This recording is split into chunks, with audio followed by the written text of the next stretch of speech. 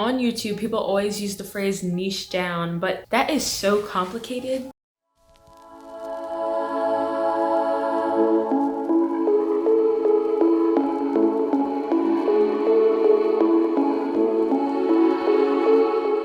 Hey guys, welcome back to my channel. My name is Zhani. If you're new here, please like, comment, subscribe, turn on post notifications, follow me on Instagram. It's in the description box down below. And if you're not new here, then thanks for coming back. So today I decided to talk about niches, and basically what a niche is the overall topic that you focus on, well, YouTube. That's the platform that we're talking about right now. At least that's what I'm talking about. You can have a niche for anything, Instagram, whatever you do. But right now I'm talking about YouTube. So when starting a YouTube channel, people always say you have to choose a niche, which is just a subject or thing that you want to talk about. Like some popular ones are makeup, gaming, things like that. Cooking is one big one. And for me, that was really complicated because I didn't want to do makeup. I didn't want to cook for like my whole channel, and I didn't want to do games and things like that as my main channel, my main focus. I wanted to do a lot more of anything and what I wanted to do each day. Nothing too specific. Like one day I want to do vlogs and things like that, but eventually I'll get there. Like 2 videos ago, I mentioned that I chose a niche, or kind of chose like a specific area, and I chose college and lifestyle, but that's the only 2 that I mentioned. The last one that I did say I was going to mention in a later on video is entrepreneurship, kind of business-y things. And that's because obviously I have a nonprofit, which you guys can go all the way back to the beginning of my channel. The video is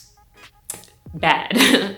Like the lighting's not good. I was really awkward. So you watch at your own discretion. It's nice to see where I came from and everything, but it's honestly not as good as my videos now. Yeah, so I have a nonprofit, obviously, like I just said, and I do things. You guys will see my Depop video and all that stuff. So I have a lot of business ventures and I have things that I want to do. Okay, so basically what I'm going to talk to you about is niching down. Like, is it important? Is it not important? How does that work on YouTube? All that kind of thing. And I think it really depends on what area you want to do more of. For me, I always knew I wanted to do more lifestyle type videos, but for people who want to do makeup, I don't think it would make sense for every single niche, like, oh, makeup to start one day just like making food, because that doesn't add up. Like to have makeup, then like making food. But for me, I always had different types of videos on my channel, and I was just trying things out and seeing what worked for me and what I liked most. So that's why if you go back, you can kind of see like a whole range of different videos and types that I've made so far. And honestly, I don't really mind that, even though it kind of makes it hard to come up with content ideas because I haven't focused on like a specific topic, and now I'm trying to focus more on that. And this niche thing falls more in the businessy entrepreneurship side of things, and obviously more business though, because I think YouTube is more so a business. So back to what I was saying, niching down on YouTube. Not everybody is able to just pick out their niche right off the bat. That's what I didn't do. I didn't pick mine. Like I said just now, I tried different things. So I think it's very important that just get your first video out, then you can kind of see if you like this or if you like that, and then it really helps you decide like what you want to do. I do think it is important that I've noticed is that if you do pick a niche, you have to do something that makes you unique in it. You have to find something that makes you different. So let's just say, you know, you have a cooking channel. Like what type of cooking channel do you focus on mostly? Do you just like hop between different things? Is it your personality that's gonna make people watch you? You know, like what makes you stand out compared to the other cooking channels? Like what makes you worth watching? And I know that people say this all the time, like, oh, you have to have something that makes you worth watching.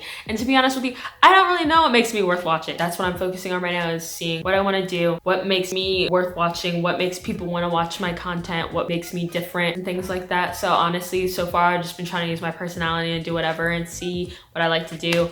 And basically this is a whole sit down talking video of me just talking about my niche and my niche knots.